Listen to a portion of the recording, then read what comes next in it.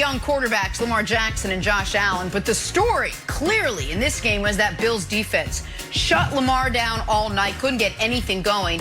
Then Lamar forced to leave in the third after suffering a concussion. Tough night overall for him. Buffalo Bills get the win. They live to see another day. And for our guy, Nick Wright, it's the Pinto Ron treatment come Wednesday, which is what they do to die-hard Buffalo Bills fans. Nick, in preparation for that, you posted this video Sunday morning, stockpiling the ketchup, the mustard. Yeah, I know. Getting ready for Wednesday. I just want to make sure you remember what you did here. Mike Vick joining us now to break it all down. Mike, we're going to get to that in a second, but let's talk about the game. How did the Bills beat the Ravens without Josh Allen having a huge game? Jenna, you just said it. We were supposed to get a game with two great young quarterbacks. Now, I won't take anything away from Josh Allen and what they did.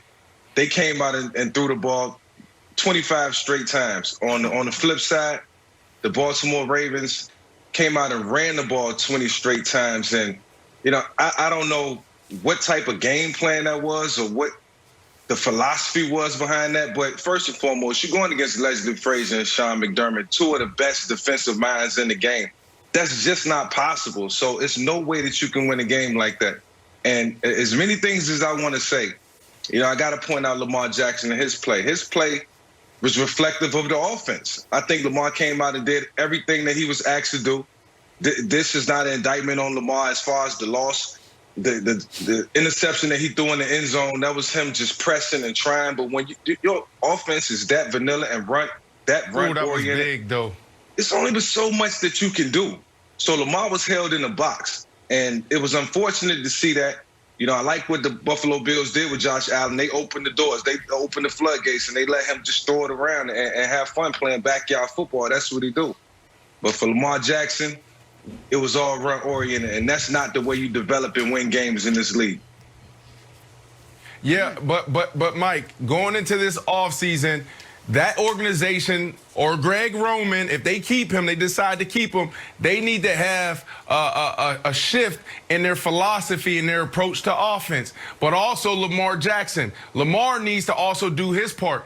We know who he is as a quarterback. We also know who he is as a runner, how dynamic he is. But he also needs to develop, you know, and go to the next level as a passer as well. There was a few times where, you know, his feet wasn't right and he was just going off of pure ability. So I think if Lamar does his part, the organization do their part, we're going to see a better Baltimore Ravens team next year because they're going to go as far as Lamar take them. But Nick. Yeah. Them Buffalo Bills, I've been trying to tell you for 6 or 7 weeks, buddy. No. Do you believe now? Do you believe? Well, so I want to talk about Lamar, but let me answer that question first. I absolutely believe that, listen, the Bills, as Vic said, put the game entirely in Josh Allen's hands. And he rewarded them with 10 points on offense, and I thought didn't turn the ball over, played pretty well. Had another one of those fumbles, bounce right to an offensive lineman. It's lucky. We'll see how that works next week.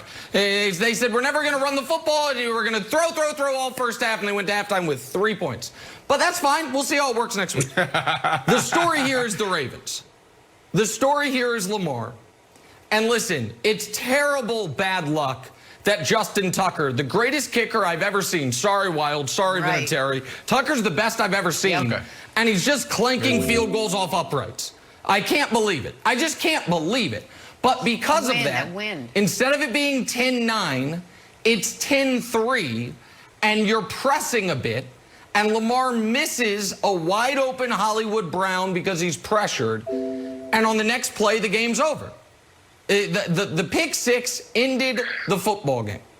And I think we all really like Lamar as a guy. Vic and Brandon know him personally. Jenna just declared him her favorite athlete. I've been a fan of his since he was at Louisville. But I also think it is important not to condescend to him or patronize to him as if he is someone that needs to be protected. He is a superstar NFL player, the reigning unanimous MVP.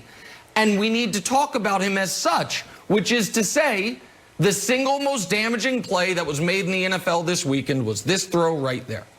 it turned what could have been, at worst, a 10-6 game, maybe a 10-10 game, into a 17-3 blowout because the Ravens offense couldn't get anything going. Now, Wilds, a lot of those Ravens offensive struggles, I do put on the game plan. I do put on the coaches. I do put on what Brandon's been preaching 100%. all year, which is that Greg Roman isn't developing him as a passer throughout the year. So it's not all on Lamar, but you obviously can't absolve him of what was another really rough passing game in the playoffs. I mean, look at who he's throwing the ball something to. he's got to get going. Look at who he's throwing the ball to. He's throwing the ball to a tight end. Honestly, I watched this game, and I don't think I seen a receiver in a formation the entire game. And they was out there. So what I'm saying is the receivers didn't show up in the offense nowhere, and that's on Greg Roman. Last week, Hollywood Brown caught 7 passes for 109 yards. Where was Hollywood Brown? He didn't catch one screen, one pass out the backfield. He didn't catch one pass, one shallow cross, one hook route. He's the second best player on the offense. He didn't even show up. If you can't design plays to get the ball into the hands of the playmakers, then why are you the offensive coordinator? The guy who understands the passing game and knows it came up under that Andy Reid tree is behind Greg Roman. So, Mike, I'm going to show you a graphic that Lamar's had to run the ball the entire amount of his career, that the Ravens have run the ball basically 56% of the time since his first start. Now that he's the MVP and they've had 2 playoff flameouts, what power or leverage does he have to come in and say, like, look, I don't want to do this anymore. I'm tired of running the ball so much and having our offense run the ball so much. It doesn't have a clever hashtag like, let Russ cook. But what are the next steps for Lamar within the organization to turn the offense around? I know exactly what Lamar was feeling towards the end of that game. It gets to a point where the rubber meets the road, and it's nothing else that you can do.